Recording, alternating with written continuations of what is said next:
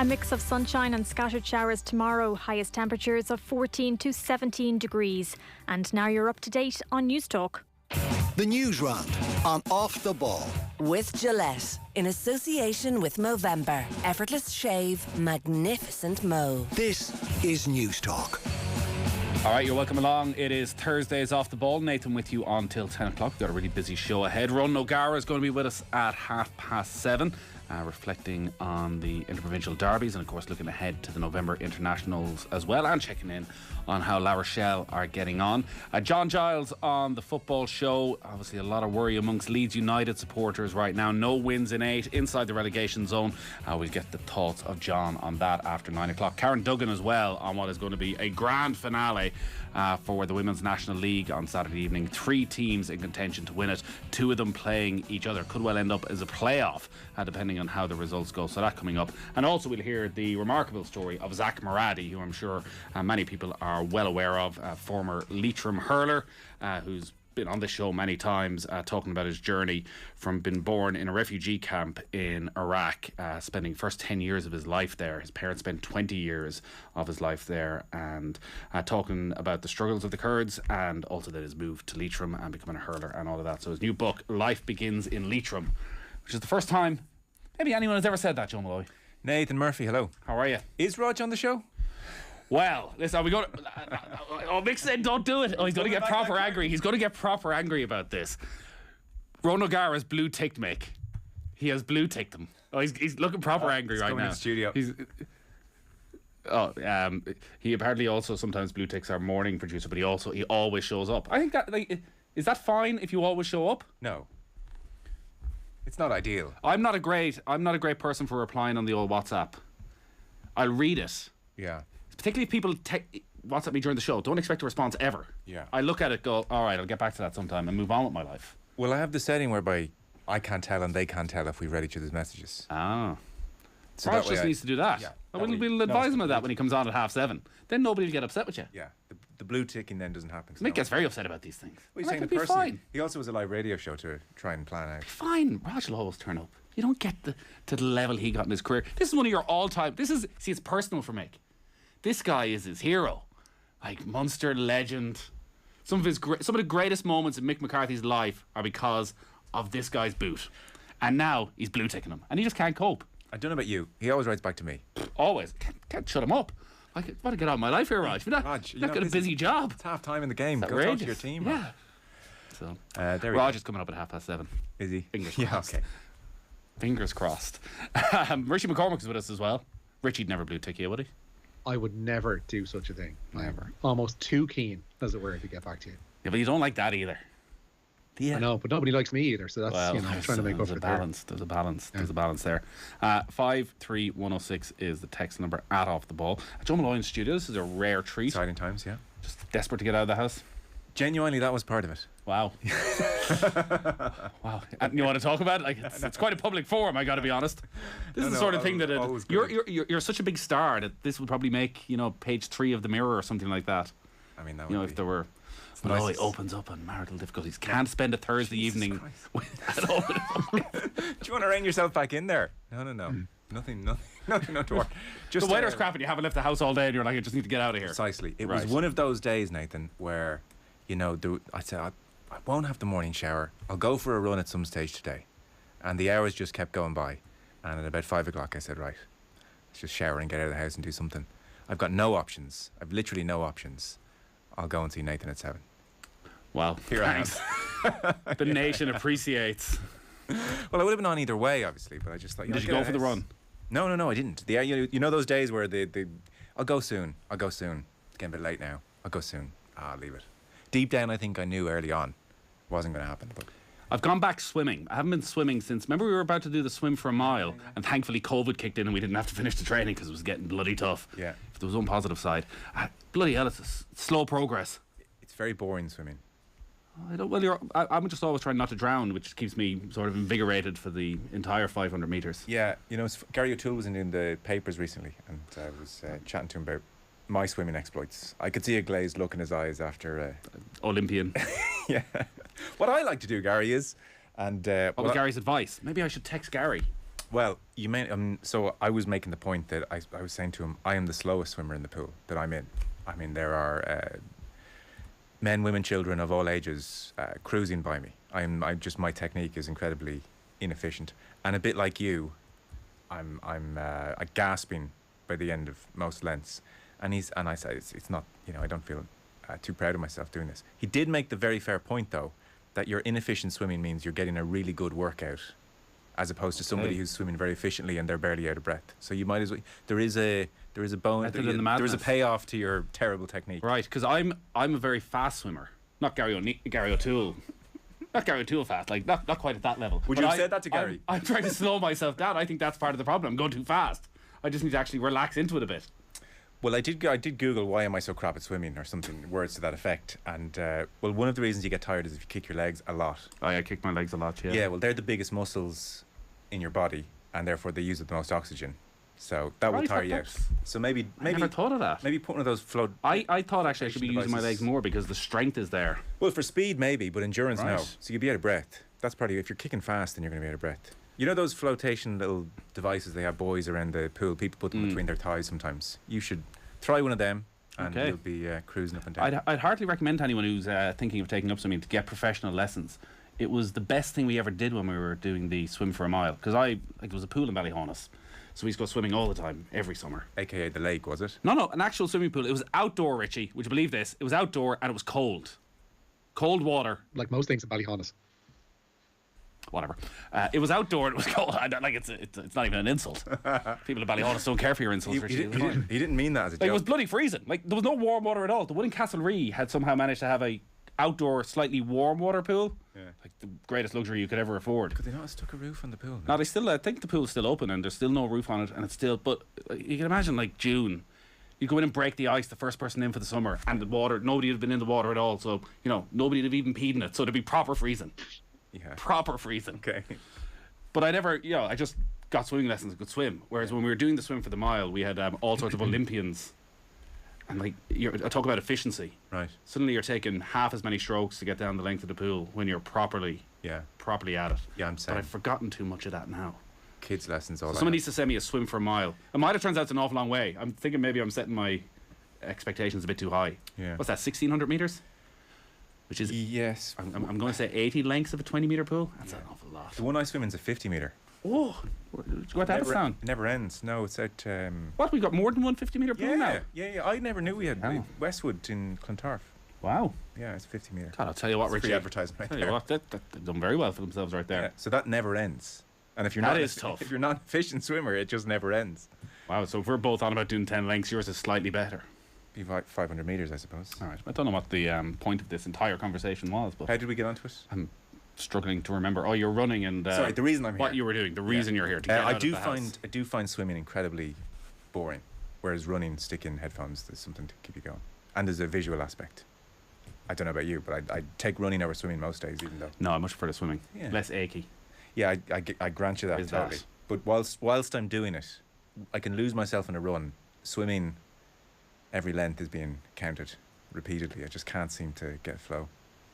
Anyway, at that stage, Gary O'Toole said to me, can we just stop talking about this? This is the worst conversation I've ever been involved in. The Newsround is brought to you with Gillette in association with Movember. Effortless shave, magnificent mow. You can sign up or donate now at Movember.com. 53106, Ronan O'Gara, you can text that number as well. Let us know if you're going to be on at 7:30. I'm excited about it. Any sign from Ronan yet, Mick? No. He's not even listening. I would have thought he'd listen in Newsround every evening. Here's a quick way to do a JNLR out of interest. If you know Ronan O'Gara, text him right now and say you're going on Off the Ball at 7:30. Let's see how many texts you get. Wow. Mike's getting very upset. Ronan may not find this funny and may just come on at 7:30 and say, I'm done with you, lads. There is a word. More worrying still if he gets 3 texts. The lads have been giving out about you for the last 20 minutes. No, but I mean, 3 would be a per return. You want to get would be 20, no? That's true. The All-Stars. So the way they do this, they put out the football All-Stars on Thursday morning, and then the Hurling All-Stars are announced live tomorrow night. Revealed to everybody. Where's it on? The Convention Centre. So Tom O'Sullivan's been rightly screwed over here, hasn't he? Would you want to let Richie give the team? Well, I'll tell you who's not in the team. Tom O'Sullivan, who was in contention to be Footballer of the Year, unquestionably on the shortlist, and doesn't even get an All-Star because he had to go up against Shane Walsh, putting in one of the all-time great All-Ireland final performances. Outrageous. Who picked this team? Do we have a representative? No. We used to have Dave McIntyre. McIntyre might still be there. Yeah. Let's get on to McIntyre as well and get him to explain himself. I want to know. Blue ticky as well, for sure. Go on, Richie. Give us the team. Yeah, All-Ireland champions Kerry understandably lead the way with 7 players in this year's Football All-Stars. The Clifford brothers, David and Paddy, are joined in the forwards by teammate Sean O'Shea. Shane Ryan is chosen in goal with Jason Foley, Tyg Morley and Gavin White in the backs. Beaten finalists Galway received 5 nods through Liam Silk, John Daly, Killian McDade, Damien Comer and the aforementioned Shane Walsh. Ulster winners Derry are represented by Chrissy McCaig and Conor Glass, while Kieran Kilkenny even is Dublin's lone representative. It's a real start of a new era team. Like, so Shane Ryan in goal, it's his first award. Chrissy McCabe, who by the way is the oldest ever first time recipient at 33, so well done to him.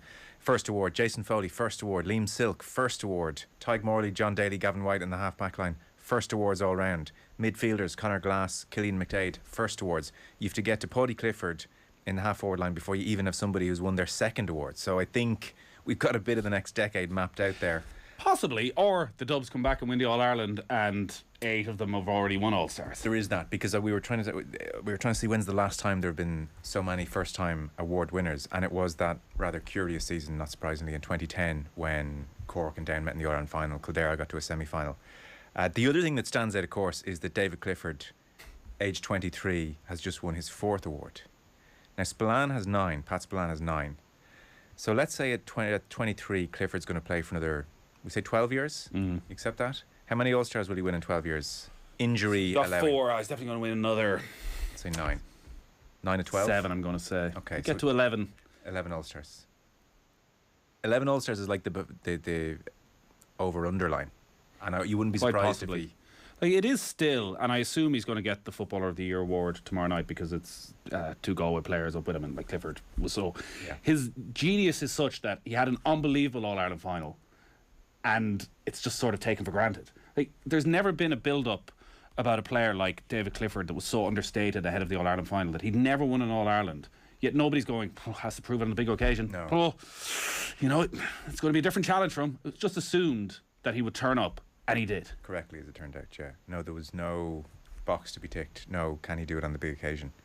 And, well, Shane Walsh, I guess, it's a strange thing. So Clifford's going to be an icon, I suppose, of the game, ultimately.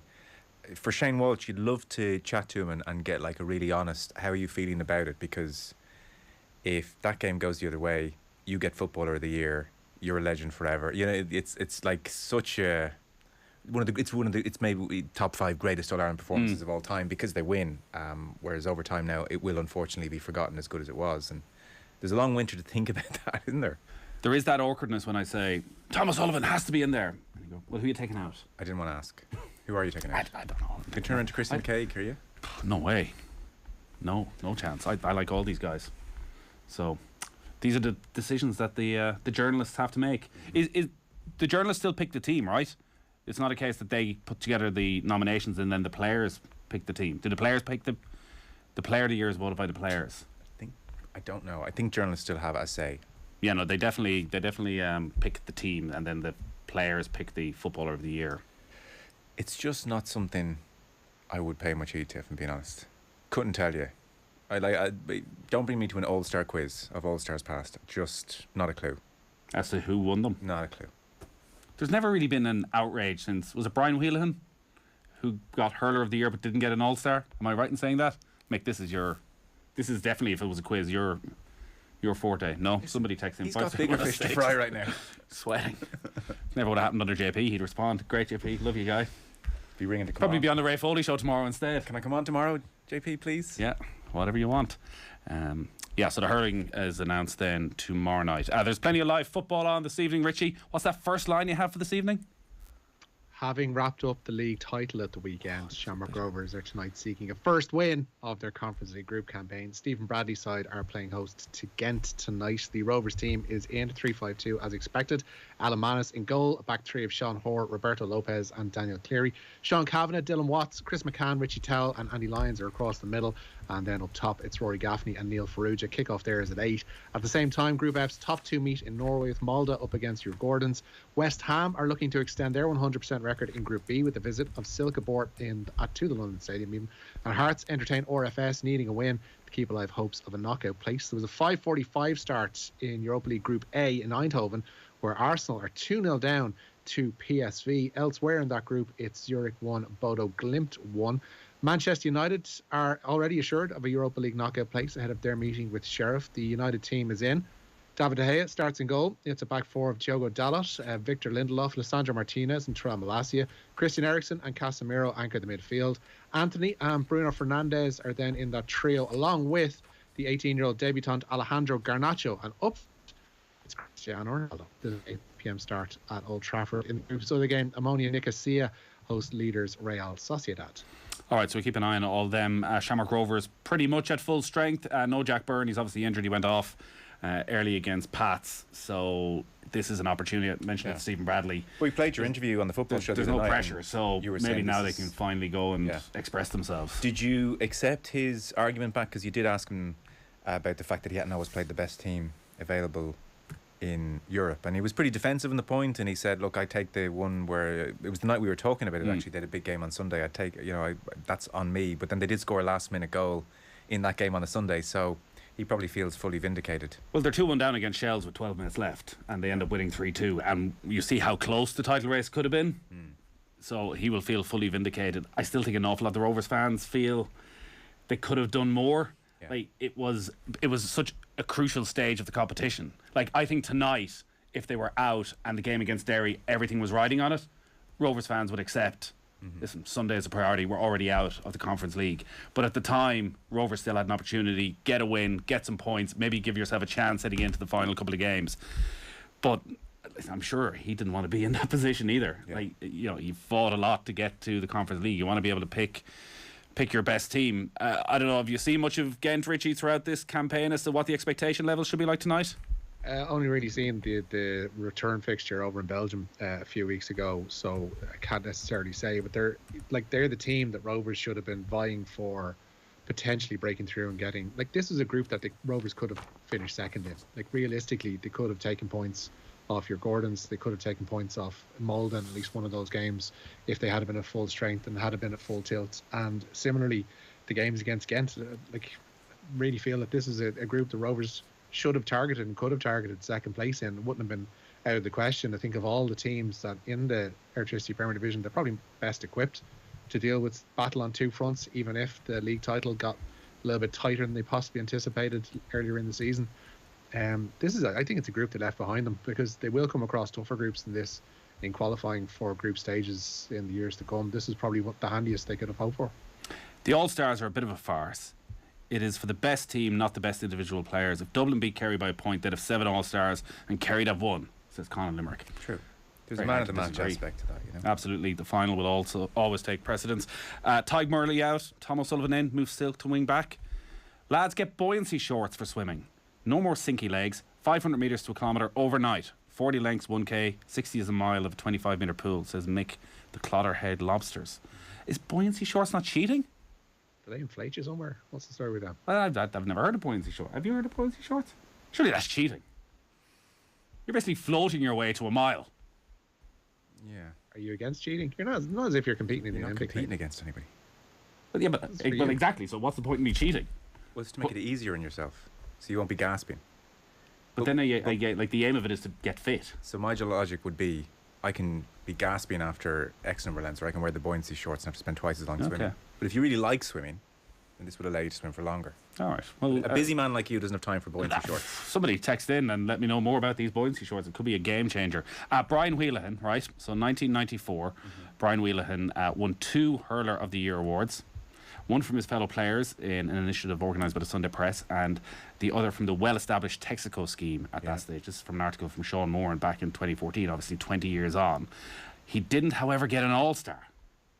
So it seems at the time they were very strict on the positioning. Okay. And that Wheelahan somehow got lost in the legalities of how the selectors were forced to vote, and there was almost a protest about it, and there were some spoiled votes. Problem arose because one of the candidates for Whelan's position at right wing back was Limerick's Dave Clark, who was a consensus choice as one of the best halfbacks that year. A plan was hatched to nominate both of them for each of the wing back positions. That was proceeding to plan when the GA president Jack Boothman present as an observer, expressed surprise that none of the other wing-backs were receiving any consideration, and that's when the issues began. And it seems because there were some spoiled votes, Brian Whelan ended up missing out. Spoiled votes. Well, he got Team of the Millennium, so... He did, and he got Hurler so. of the Year twice. Last lap. One selector resigned on the spot, and a meeting was called straight after Christmas to seek full accountability for what had happened. Bank of Ireland withdrew from the All-Stars, not because of controversy though, but to concentrate on their sponsorship of the football championship, they say. So I don't know if we'll have any controversy. That'd be like Garrod Hegarty missing out in an All-Star tomorrow night. All right. You don't seem as interested in this as I am. No, It's fine. You're still thinking about the buoyancy shorts. Yeah. What else you got for us, Richie? Republic of Ireland captain Katie McCabe has to content herself with a place on the Arsenal bench for their Women's Champions League game with Zurich. The Group C contest is underway at 8. The RFU Performance Director David Nucifora has confirmed that 8 women turned down the union's offer of professional contracts. In August, the RFU announced that women's 15s players will be centrally contracted for the first time. Earlier this week, it was reported that some had shied away from putting pen to paper. Nucifora says 4 of those women were based in England, with another 4 still based here. We could have just not offered the contracts to the ones that we thought wouldn't take it up, but we've given people a choice, an option. So when you really look at the cold facts that sit behind it, it's no surprise to us that those earning significant amounts or have careers have a choice not to train full time in a professional scenario. But what they do have is they've got a model there that will cater for them to keep playing the game at the highest level. They'll be able to play for their clubs either in England or in Ireland, and they'll be able to train in a program that will support them that suits their lifestyle at that point in time. And that was always our intention, to come up with a model that works like that. This changes the conversation from last night, where 8 players, I would have said, is actually lower than I would have thought on average, considering a lot of these players are maybe set in certain parts of the country for family reasons, couldn't take up a contract, or just want to go a different way with their life and want to stay part-time. Yeah. So 8 feels quite reasonable. I think we have to be fair to the IRFU here. It is a much brighter picture than initially it looked like. So they're hoping to get to a total number of contracted players across 7s and 15s, 43 players with contracts. 15 to 30k has been offered plus benefits. So yes, 8 players have declined, but 29 have said yes. So it's a pretty good uptake, you would have to say. And of the 8 who've turned it down, 4 are based in the UK and they're at clubs in the UK. Generally, it seems to be earning between 3,000 and 10,000 per year at those clubs. So that's 4 of the 8, and the other 4 are here. And as David Nucifora referenced there, they may have very good jobs, earning multiples of what's available to them, and so they're at an age and a point in their careers where they're saying, well, it's not worth it for me to do it. But it's important, as he said, that they're still catered for, that it's not just a case of, well, you can't ever play for Ireland. And I saw John McKee has been hired as well to work as part of Greg McWilliams' coaching ticket. The numbers are small, obviously, 15 to 30k. Professional rugby in the women's game is at the absolute nascent stages, and so it's not a shock that the numbers aren't good, but they have to make it as palatable for the players as possible to begin with, to keep the momentum going. Like, I was at the RDS for the Wales game, the opening game of the Six Nations this year, and there was a great crowd there. It was a beautiful sunny day, standalone fixture, and it was a real glimpse of where the game could get to very, very quickly. And it's important that they've at least offered these professional contracts, because Ireland were falling behind Wales all of a sudden, who had gone professional. So this was a must. Look, it's bad money, and by most standards of professional sport, but it's at least 29 have said, well, okay, all in, I don't know what the benefits are. As a starting point, it's palatable, and that's a positive. It would have been a disaster if they were offering sums and 29 were saying no and 8 were saying yes. Just briefly, Richie, one story. The Taoiseach has been talking today about the comments from the UK Foreign Secretary on gay fans who are going to the World Cup in Qatar. Yeah, the Taoiseach says there can't be any inhibition for LGBTQ people attending next month's World Cup. Micheál Martin's comments follow those by the UK Foreign Secretary James Cleverly, who said gay fans should be, quote, respectful of the host nation. The Taoiseach said today, quote, there can't be any inhibition for people in respect of sexual orientation or for any reason to travel to Qatar to attend the World Cup. There cannot be and must not be, or must be made clear to authorities that will not be tolerated. Yeah, alongside the football, we'll obviously be covering all of this over the coming months. I think it's dawning on everybody now that Qatar are not going to be softening their stance on anything just because they're hosting the World Cup. Yeah, it's such a grim backdrop, isn't it?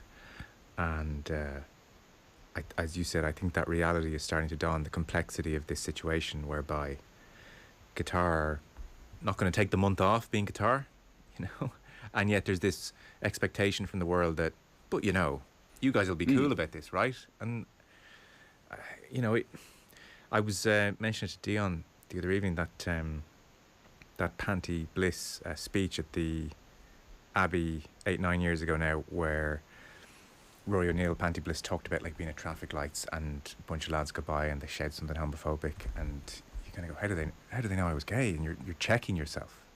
And you hear Cleverly's comments yesterday, and there's like a degree of, if you're gay and you're going to Qatar, you should check yourself. Check yourself. And it's it's just a shocking thing that what should be this great celebration of football every 4 years, this wonderful event, has been subjected for the second time to one of the great heists in the long, glorious history of sporting corruption. It's grim, and it's hard to get excited about so many aspects of this. Got to leave it there. Richie, thank you as always. Nice and lads, enjoy your swims. Thank you. Buoyancy shorts. Nathan, I'll be seeing you at the pool soon in our buoyancy shorts. Cannot wait. Okay. I presume they're attractive, yeah? With us wearing them. Absolutely. Enjoy your weekend. Joe, time for the cash machine. Your chance to win big. News Talk's cash machine. Kevin Casey in Galway is our latest winner. He was at work when Barry called and had the number to hand. We're guaranteeing a winner tomorrow, so there is another big winner coming. The new number